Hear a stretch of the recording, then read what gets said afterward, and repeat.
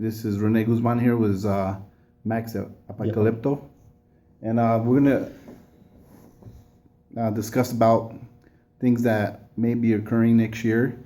This year is finally over, 2015, and many people have seen many things have been happening this year. It was pretty crazy year with Russia entering Syria and all these other events.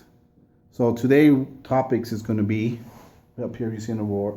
It's going to be Turkey, PKK, Saudi Arabia, Russia, oil, ISIS, and terrorist attacks.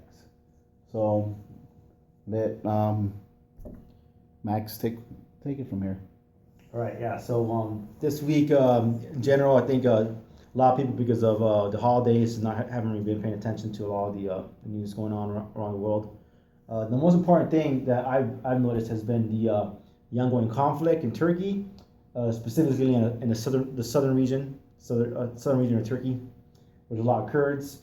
Right now, there's 17 cities with curfews, and the Turkish government has sent 10,000 troops to secure some of these cities that are being particularly being run by the PKK, the People's Party in Turkey, which are predominantly they're Marxist communist, and they're never like Turkey, and they're trying to separate. So right now there's ongoing clashes and battles in 17 cities, but primarily there's 3 of them where there's about 10,000 troops surrounding them.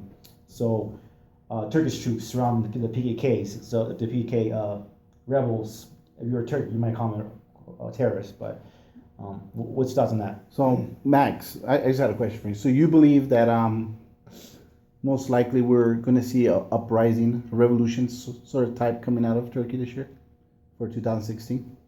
I'm not sure. I came from Turkey last month, so I was there last month, and the atmosphere that I got, there was a lot. It was very tense. I mean, I had just got there right after the elections had ended, and Erdogan had just won another another election. So, and I got like a lot of feeling. Istanbul is more of a liberal city, so a lot of people they drink a lot there. So the people there did not like him. Like, did not like him winning again. They think that he stole the election. So that from my consensus was about 45% of the people there that he had 45% of people there. In Istanbul was doing probably even more, but I got like a large consensus that people there were saying that he stole the election.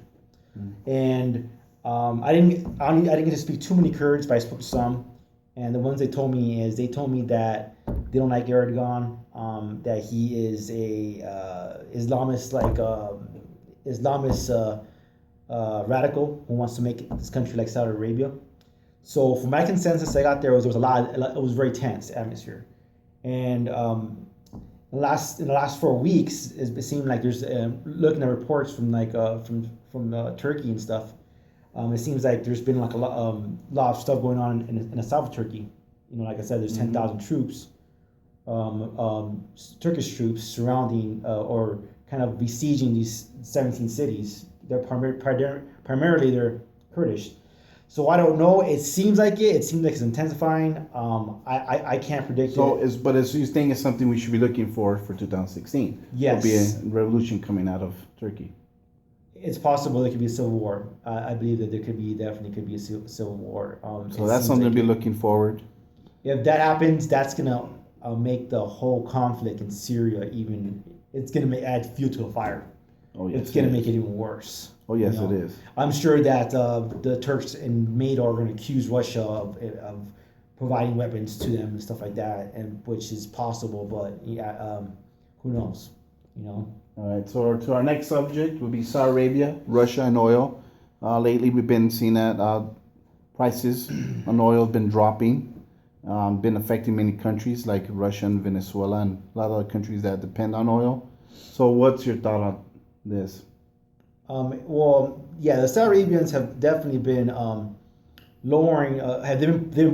They've increased the oil output to 1.5 billion barrels, I believe, per year. I'm not sure that's what the number was, but they increased their output in an extreme amount. So what that's doing is it's just making the price of oil super cheap, and they're doing this for several reasons. First things first, I think is to hurt Russia, because Russia has been like the main supporter of Assad and the Syrian government, as well as Iran as well. So, and we all know that Saudi Arabia hates Assad and Iran.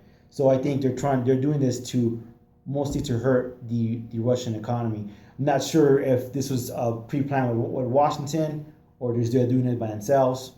Second reason they're doing it is to hurt the fracking industry in the United States, because the frackers are actually starting to become very productive here, and mass profits was all it was doing is contributing to technology to make fracking even more cheaper, and I think they were worried about that. So when it comes to the oil crisis, I'm not sure what's going to happen. Honestly, it could be that Saudi Arabia just keeps, keeping the oil low, just by continuing to just pump out more oil.